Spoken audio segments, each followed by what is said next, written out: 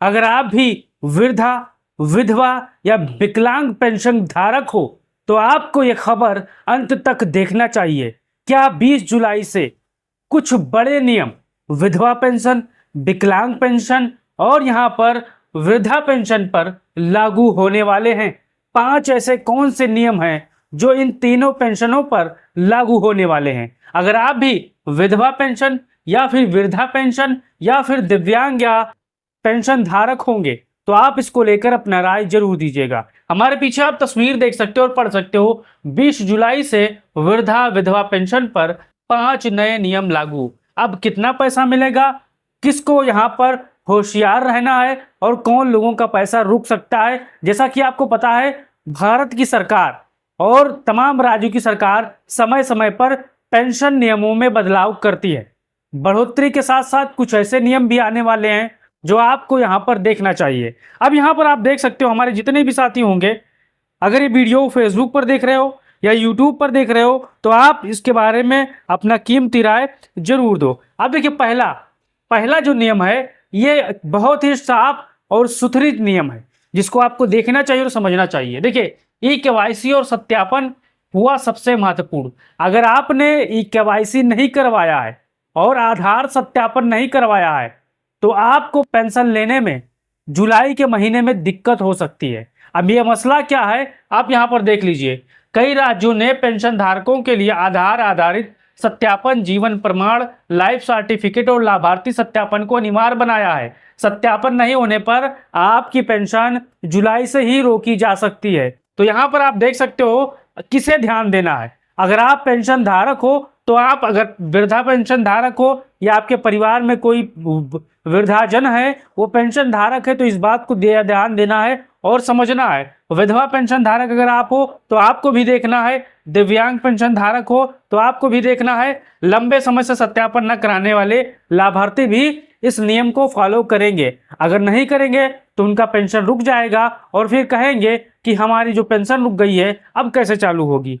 अब यहाँ पर देखिए, दूसरा ये नियम क्यों आया है। ये नियम है आपको समझना चाहिए। यहाँ पर देखिए, मृत और अपात्र लाभार्थियों पर कार्रवाई। अब बहुत से ऐसे पात्र थे जो पेंशन ले रहे थे, उनके परिवार में थे और उनकी मृत्यु हो जाती है। तो यहाँ पर देखिए, पहले सरकारी डिजिटल जांच के जरिए ऐसे लोगों की पहचान कर रही है जो मृत्यु के बाद भी सूची में दर्ज हैं और गलत जानकारी देकर पेंशन ले रहे हैं, आय सीमा से ऊपर हैं, अन्य योजनाओं का अनुसूचित लाभ ले रहे हैं। ऐसे मामले में नाम सूची से हटाए जा सकते हैं और उन पर कार्रवाई हो सकती है। अगर आप भी इस सूची में आते हो तो आप फौरन अपना दस्तावेज और अपना सत्यापन करवा लीजिए, नहीं तो भविष्य में आपको यहाँ पर दिक्कत होना शुरू हो जाएगा। अब देखिए, तीसरा, आधार और बैंक खाते का लिंक होना जरूरी। ये अधिकांश राज्यों में, क्योंकि भारत सबसे बड़ा देश है और इसमें कई राज्य हैं, हर राज्य का पेंशन धारकों के लिए अलग अलग नियम कानून है।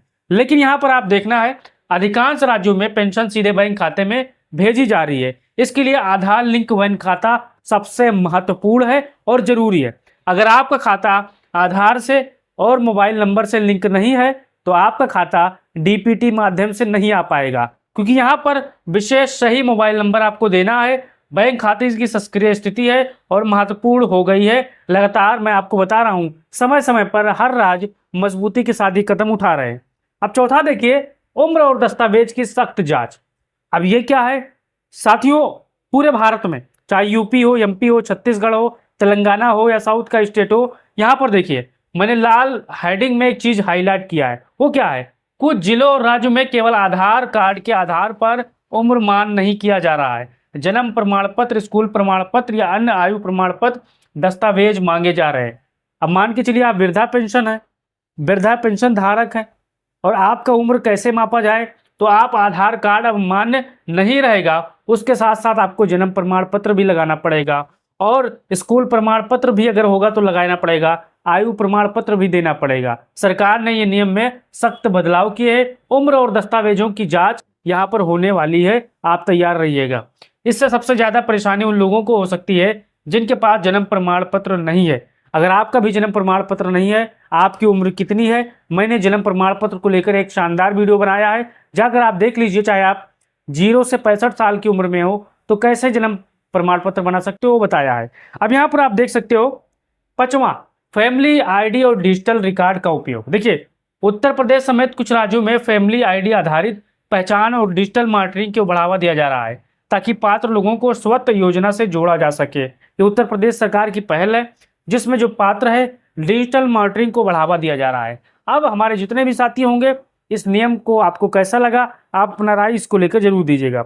अब देखिए 6वां, नए लाभार्थियों को राहत। देखिए जो लोग पात्र हैं उनको अभी तक पेंशन नहीं पा रहे थे, उनके लिए ऑनलाइन आवेदन, डिजिटल सत्यापन और डेटा आधारित पहचान से लाभ मिलने की संभावना बढ़ी है।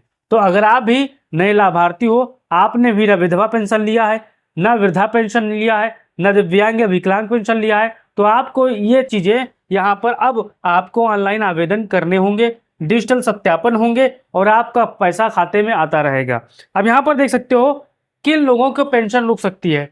अब देखिए मैंने काफ़ी बार वीडियो बनाकर बताया है कि किन लोगों का पेंशन रुक सकती है और उसमें वजह भी बताया है, लेकिन 20 जुलाई के बाद यहाँ पर क्या माहौल हो सकता है। देखिए निम्न स्थितियों में जोखिम बढ़ सकता है। अगर आपने KYC नहीं करवाया है और यहाँ पर आप टाल मटोल कर रहे हो तो यहाँ पर आपका पेंशन रुक जाएगा। आपने गलत बैंक खाता डाल दिया है तो आपका पेंशन रुक जाएगा।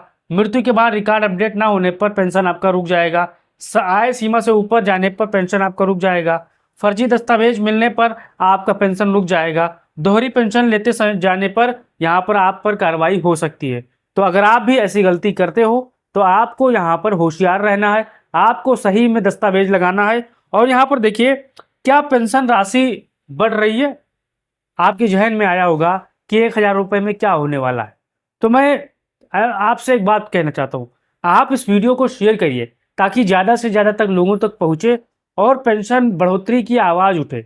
आप ही लोग हो अपने मोबाइल के माध्यम से वीडियो को शेयर करते हुए आवाज़ उठा सकते हो।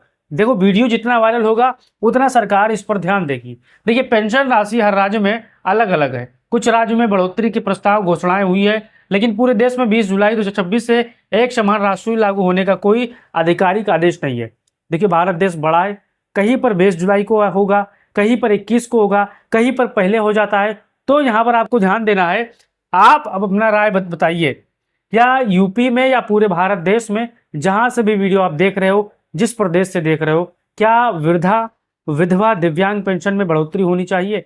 आप इसे कैसे देखते हो, अपना राय जरूर दीजिएगा। अब देखिए पेंशन धारकों को यहाँ पर क्या करना चाहिए, ये बड़ा सवाल है।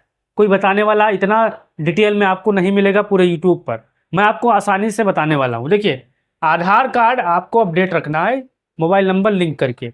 बैंक खाता सक्रिय आपको रखना है और मोबाइल नंबर लिंक रखें जो आधार कार्ड वाला है। समय समय पर सत्यापन आपको कराना है और यहाँ पर आयु और पहचान संबंधित दस्तावेज तैयार रखें। विभागीय पोर्टल पर अपना नाम और स्थिति हमेशा जांचते रहिए। तो आपको ये चीज़ें अपनानी है। अगर आप इसे अपनाते रहोगे तो मैं 100% दावा कर रहा हूँ कि आपका कोई पेंशन नहीं रुकेगा। अगर नया पेंशन आप लेना चाहते हो तो पेंशन आपका यहाँ पर अप्रूवल हो जाएगा। तो वीडियो को शेयर करिए, चैनल को सब्सक्राइब कीजिए, अपने तमाम साथियों तक ये वीडियो भेजिए। जय हिंद।